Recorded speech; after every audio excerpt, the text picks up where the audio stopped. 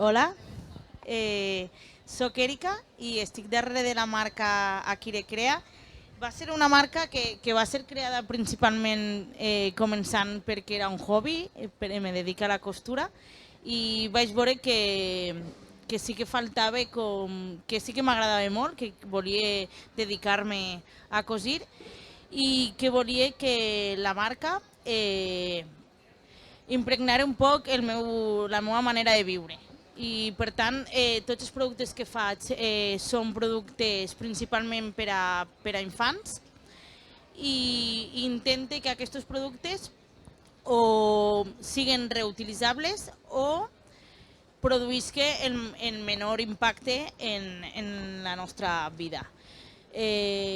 També podeu trobar en alguns dels meus productes que visualment no veureu que fan res per a reduir l'impacte, com poden ser escoleteros o esturbants, però tot això ho faig per a aprofitar tots els retalls de tela que me sobren i, bueno, no és una manera de reutilitzar, però sí que és una manera de no tirar aquells teles que me sobren.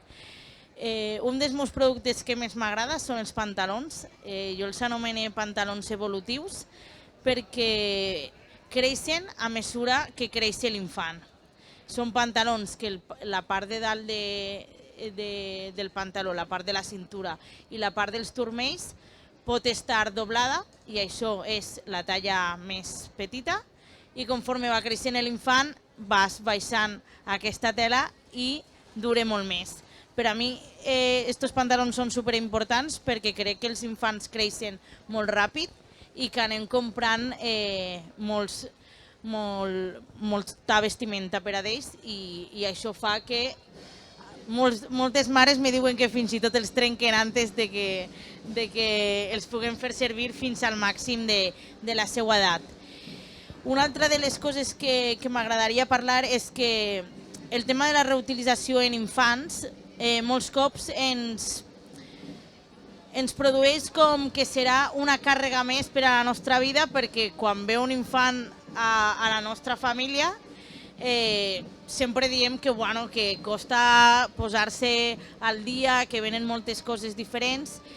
Tinc que dir que igual que posem coses reutilitzables o intentem no utilitzar coses d'utilitzar i llençar, amb els infants també es pot fer i que potser no ho fas durant tot el dia, però només en que ho facis en les estones que estàs a casa l'impacte és molt menor. És a dir, per exemple, dins dels meus productes estan les toalletes reutilitzables i que quan tenim un infant comprem tovalloletes d'aquestes húmedes, no passa res. Vull dir, utilitzem-les si ens ve millor quan estem fora de casa, però dins de casa és una manera de reduir ja un impacte de...